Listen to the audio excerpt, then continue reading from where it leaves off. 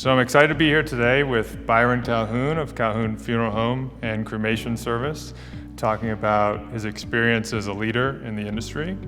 So your family has been in the funeral industry for over 65 years. What made you want to join the family business?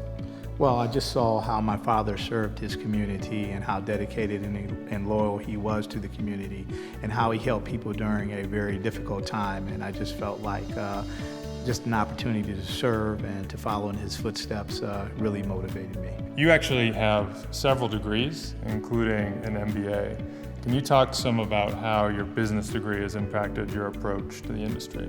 Well, we've never felt like we run a funeral home. We feel like we have a business that just happens to be a funeral home. So we really listen to what our client needs are, what they state that they want from us, and we try to provide goods and services that fit their needs. The funeral industry has experienced a lot of change, as you know.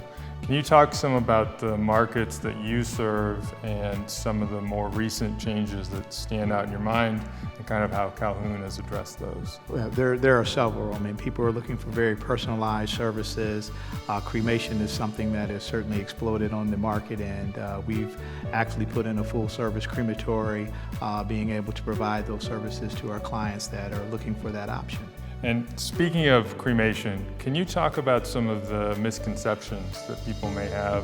And I know you do a great job of educating about cremation, so kind of talking about that as well. Yes, many people feel that when they choose cremation, they feel like I can't have a service. And we like to tell families that, hey, it's just another form of disposition. You can have a full funeral service just like you would if we were going to the cemetery, but at the conclusion of the service at that time, we would just make preparations to have your loved one, cremated.